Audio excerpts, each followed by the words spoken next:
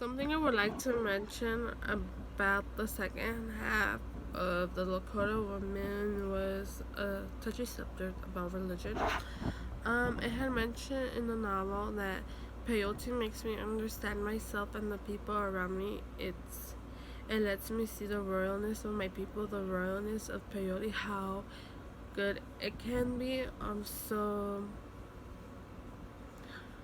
Mary was having some um second guessing, or she had some issues with her religion. She didn't know what way to go. She didn't know like what to believe. And with peyote she was able um to connect with her traditional and spiritual Native Americans. So with peyote, she was able to feel more relaxed with her and be able to follow her own values and beliefs, and she didn't feel like she was gonna get criticized, or if she was going to get criticized, she wasn't going to feel bad over it.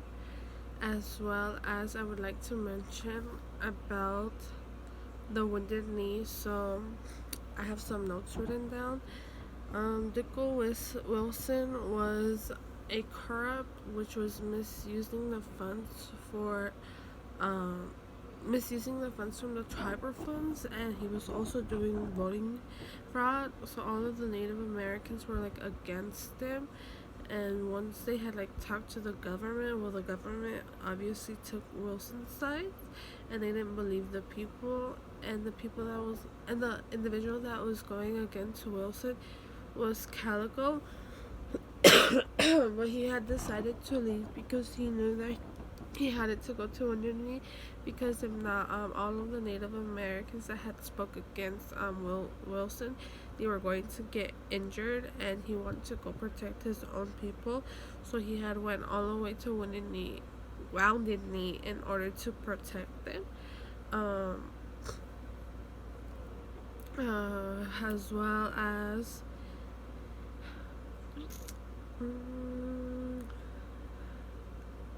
like a quote that I got from there was, Buddy received his honorable discharge from the Marine Corps just about the time the government bullet killed him.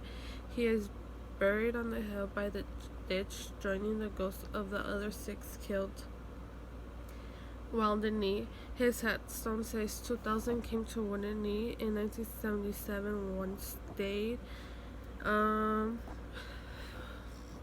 What I get, like, Calico did everything he did in order to protect those people that went to go speak out against Wilson, because Wilson, as I mentioned, was a corrupt. Also, I would like to mention that after the Wounded Knee aftermath, I had read that women that were pregnant during that time would try not to go to the hospitals, because if the if Native Americans would go to the hospital, they weren't able to have them the natural birth.